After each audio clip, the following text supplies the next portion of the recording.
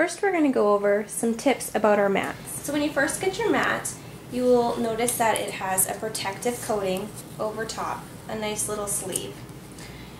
Now you will also notice that these mats, when they're brand new, are extremely sticky. Some don't come as sticky as others, but most are really sticky.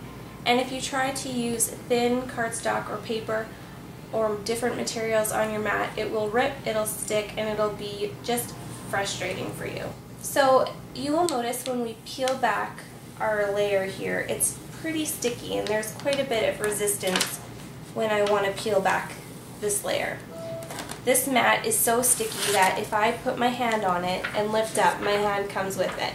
Now that is far too sticky. You don't want your hand to stick and come up with your mat. So what we're going to do is we're going to condition our mat. And you can do that different ways. I've read that some people take a cotton shirt and rub it on it to make it not as sticky. But another way that I've seen it done is by conditioning your mat with your hands. So the natural oils on your hands will actually condition your mat to make it the stickiness that you want it.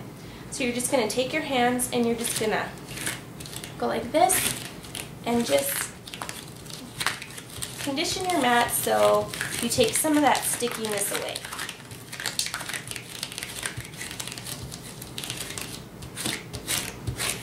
And you notice it's still extremely sticky, but it's getting better. But I'm going to put my protective sleeve on here and go to the mat that I've already done this to, and you're going to notice a difference. So you'll already see when I pull this back, it's not as difficult to pull back. And you notice when I put my hand on it, the mat doesn't come up with my hand. And that's what you're going to want when you have your mat. You don't want your hand to stick and your mat to come up. Even if I push it down, it doesn't come up. So that's the stickiness you're going to want your mat. So I'm just going to show you, I'm going to put my paper on my mat. I'm going to show you how easy, it still sticks, so when it moves around in my machine, the paper's not going to move up.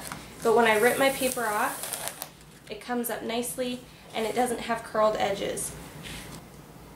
Another tip I do with my mats is the ones that are really sticky. If I don't condition them, I use those for my thick materials, like my thick cardstock, my chipboard, and other thick materials like that.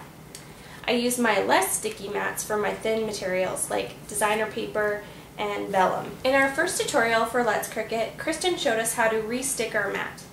Another way to get it sticky that isn't as effective but still works is taking a kitchen scrubby and hot soapy water and just scrubbing all the fibers off of your mat with that hot soapy water, and you can even let it soak in there for a bit, and then scrubbing it all off and then letting it air dry. That'll help get your stickiness back. Okay, so this is a close-up of the machine, and we're just going to open it up. So you just lift up the lid and you can pull that down. Okay, so this is the machine, and the basic machines and the Cricut Create machine look very similar, but without all these buttons, and they don't have a screen. They just have a little screen in the top lid here. So the first thing we're going to do is install our blade.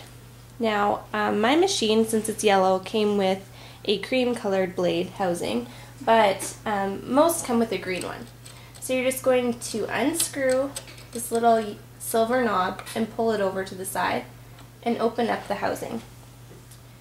Then we're going to place our blade inside with the arrow pointing straight towards us.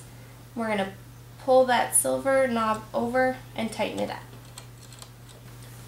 The reason we want this little arrow facing towards us is it's easier to adjust the blade. You notice that there's little numbers on top of the blade, and that is going to be how deep your blade goes into your material. So I usually leave mine on 5 or 6 because I usually cut very thick cardstock. Next we have our dials. We have our size on the right side and we have our speed and pressure on the left hand side. These dials are how you adjust your size of your cut, the speed you want your blade to cut your project, and the pressure in which your blade will go into your material.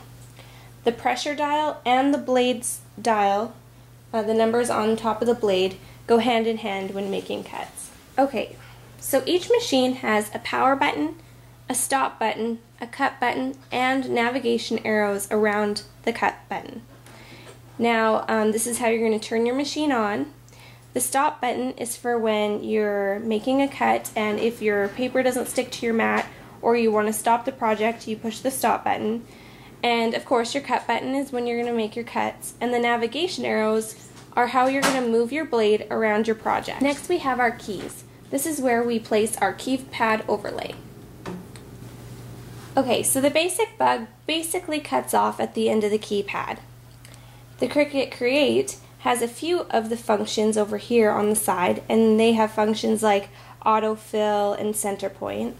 The Cricut Expression has 6 different modes and some other features down here, as well as the preview screen and the screen buttons. So how do you know how to adjust your settings? Well, it all depends on the product that you're using and your Cricut machine itself. Each machine is a little bit different. So if I open up my machine, insert my cartridge, and then turn it on, we'll just wait for it to load. Okay, so there are 4 different areas that we can adjust our settings. Our first setting, which doesn't really have to do with the quality of the cut, is our size. So this can be displayed in this area down here, or if you have a Cricut Create or a Cricut Basic, it will be displayed in your screen. So you can change your size by moving your dial down or up. Our blade has 6 different settings that you can choose from. It goes from 1 to 6, and that is the depth that your blade goes into your material. 1 will be the lightest cut that you would be able to make with your blade. So your blade would be at the highest point, and this would be for very light materials like vellum. Number 6 would be the deepest blade, and that would be what you would use to cut extremely thick cardstock or very thick materials that you wouldn't use with your deep cut blade.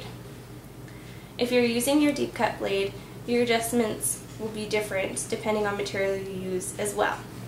Next, we have our speed dial over here. So this is going to be the speed in which your machine cuts your image.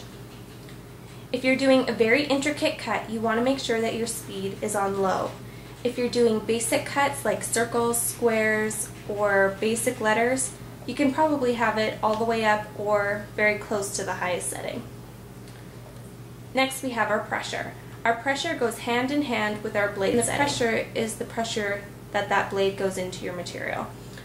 If we have our settings all the way up on our pressure, that means you're going to be cutting things like thick cardstock. If you have your settings lower, you're going to be cutting things like vellum or thin cardstock or designer paper. So how do you know which settings to use for each material? Well, I've printed out my very own guide on what I use for different materials, such as standard cardstock, thick cardstock, pattern paper, transparency paper, vellum, vinyl, etc. We do have these settings in the forum section of letscricut.com.